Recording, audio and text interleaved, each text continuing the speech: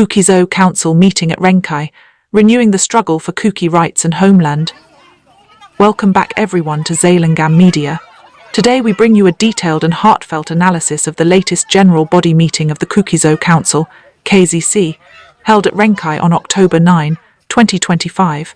Beyond the official resolutions and administrative matters, this meeting carries deep historical and emotional meaning for the Kuki people. It represents the continuation of a movement that spans centuries, a movement rooted in the defense of ancestral land, identity and justice. To understand the full significance of the Rengkai gathering, we must look back, not just at the last few decades of struggle, but at the long arc of Kuki history that stretches from the ancient times of the Kuki people's self-rule, through the British colonial occupation, to the present-day conflict and demand for a separate Kuki administrative setup. This analysis will explore that journey in depth, from early historical records to the Anglo-Kuki War of 1917–1919, the devastating divisions of the colonial period, the violence and atrocities suffered in the 1990s, and finally, the current political and social struggle that reignited after the events of May 3, 2023. At the VTI Auditorium in Rengkai, Churachandpur district, 60 delegates representing various constituent bodies gathered for the Kuki-Zo Council General Body meeting. The session began at 11:30 a.m. and continued for over 4 hours. Treasurer Rev. Dr. G.S. Gangt presented the financial report, and Chairman Pu Henlianthang Thanglit delivered the organizational activity report. Both reports detailed the progress and challenges faced during the current term, reflecting the ongoing determination of the Council to represent the interests of the Kuki-Zo people in the face of ongoing adversity. The business session, chaired by Pu Ch Ajang Kongsai, saw active participation and debate among the delegates. They discussed critical issues concerning the community, reviewed the Council's organizational structure, and reaffirmed their political objectives. After thorough deliberations, the Council passed 3 significant resolutions. The tenure of the KZC Cabinet was fixed at 2 years, the existing cabinet was extended for another term, and most importantly, a public rally or protest would be organized soon to demand that the government expedite action on the long-pending political aspirations of the Kuki-Zo people. While these resolutions appear procedural, they symbolize something much greater, the enduring unity of a people whose history has been marked by struggle, resistance and sacrifice.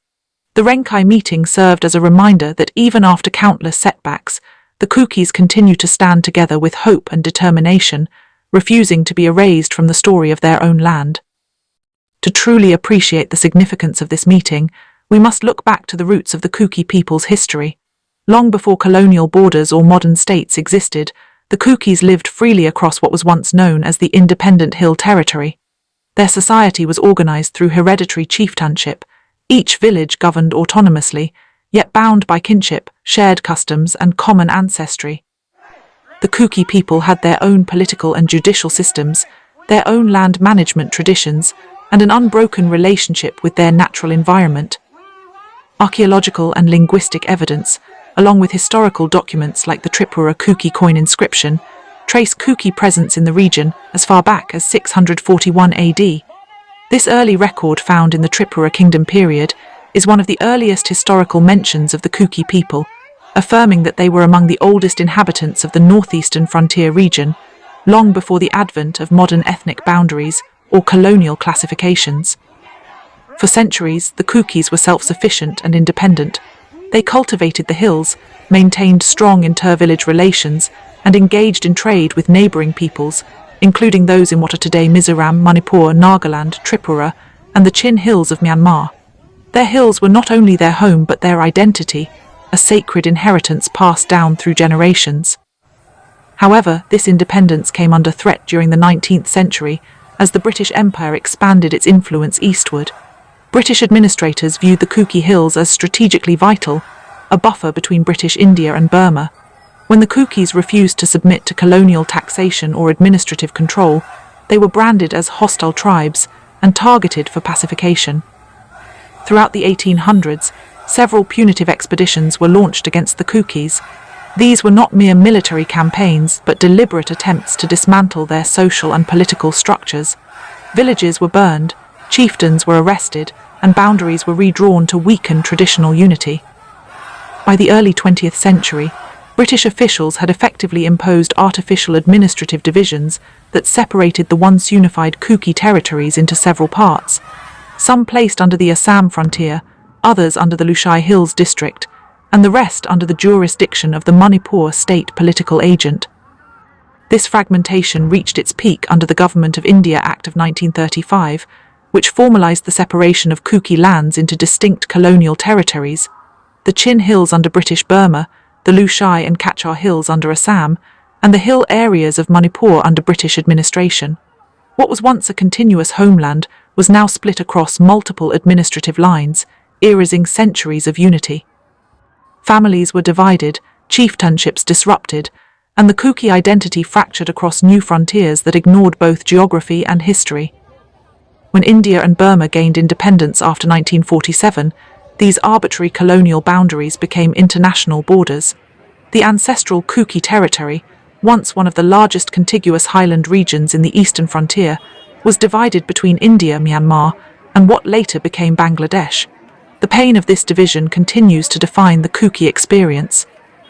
Adding to this injustice, large portions of traditional Kuki land were declared as reserved and protected forests by the post-colonial governments.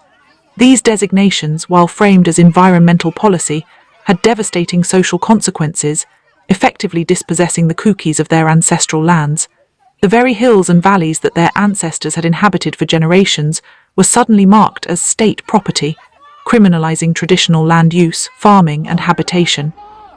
The echoes of this policy are felt even today, as conflicts over land ownership, forest demarcation, and resource control remain central to the ongoing unrest.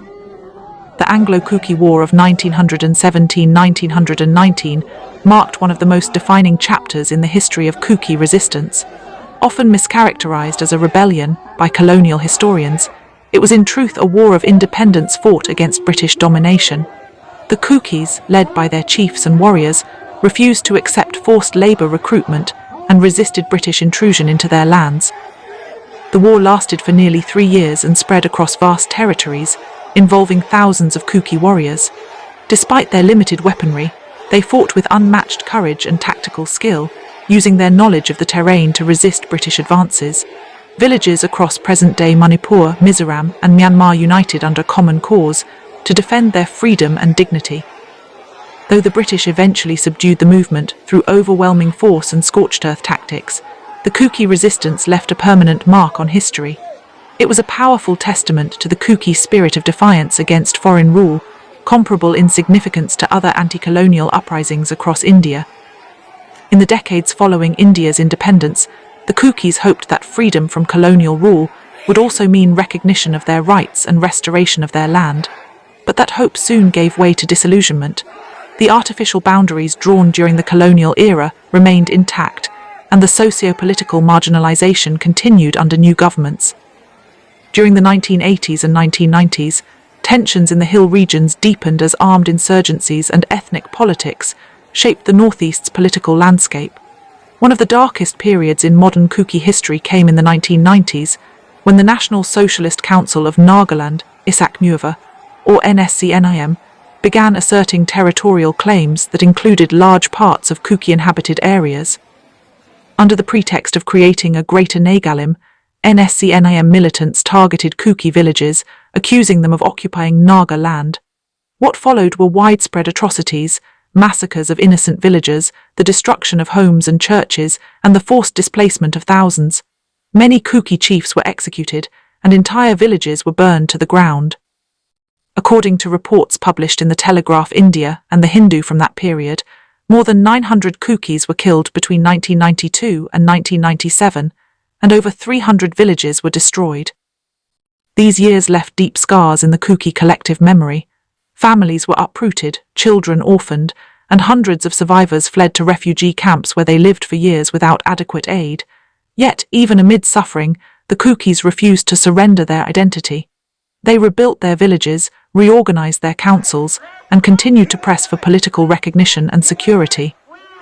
The memory of the 1990s remains a reminder of the urgent need for a lasting political solution that guarantees protection for Kuki communities and prevents future atrocities. Fast forward to recent years, and the Kuki struggle has taken a new turn. On May 3, 2023, widespread violence erupted across the hills and valleys. Many labelled it as unexpected, but in truth, it was the outcome of long-standing discrimination and hostility. For months leading up to that day, Kukis had been systematically targeted through economic blockades, social boycotts and hate campaigns. Goods bound for Kuki areas were stopped, their transporters threatened, and their businesses boycotted. Anti-Kuki slogans circulated online and in local gatherings, branding them as foreigners and refugees, a baseless and dangerous narrative pushed by groups such as the Federation of Hayami and similar organizations. This relentless campaign of hatred and misinformation fueled tensions and normalized prejudice against the Kuki people. By the time violence broke out, the atmosphere was already poisoned. The violence of May 3, 2023 was not spontaneous. It was the tragic manifestation of deep-seated intolerance and systematic marginalization. Thousands of Kukis were displaced, homes and churches were burned, and entire communities were uprooted. Yet the resolve of the Kukis remained unbroken. It was in this context of injustice and survival that the Kuki-Zo Council's October 2025 meeting at Rengkai took on special meaning. It was not just a bureaucratic gathering, but a renewal of the collective Kuki determination to seek justice and restore dignity. The call for a Kuki Union territory or a separate administrative arrangement is not a demand for division, but for security, recognition, and the right to live with dignity in their ancestral homeland. The Kuki struggle, from the ancient times of 641 AD to the Anglo-Kuki War of 1917–1919, through the atrocities of the 1990s and the crisis of 2023, is not merely a history of suffering, but a saga of resilience. Despite repeated betrayal and violence, the Kukis have consistently sought peace, coexistence, and justice through dialogue and democratic means. Their call for a homeland, whether under the name Kuki State, Kuki Union Territory, or separate administration, is rooted in historical reality and the simple human desire for safety, identity, and equality. As the Kuki-Zo Council continues to deliberate and mobilize, the message from Rengkai resonates far beyond the hills. The Kukis will not abandon their history, their identity, or their homeland. Their movement stands as one of the longest and most enduring struggles for indigenous rights in South and Southeast Asia. This analysis draws upon various historical and contemporary sources, including the Hindu, the Telegraph India, the Frontier Post, British colonial records, 1870–1947, the Tripura Kuki coin inscription of 641 AD, and archival materials from the Anglo-Kuki War, 1917–1919. It also references reports on NSCN-IM's insurgency-related atrocities in the 1990s and verified updates from the Kuki-Zo Council's October 2025 meeting. Disclaimer: this analysis is produced by Zalingam Media purely for educational, historical, and documentary purposes. It seeks to shed light on the past and present struggles of the Kuki people in an accurate and balanced manner. The views expressed do not promote hostility or division, but emphasize justice, truth, and peaceful coexistence among all communities. Thank you for watching Zalingam Media. Stay informed, stay united, and keep standing for justice and truth.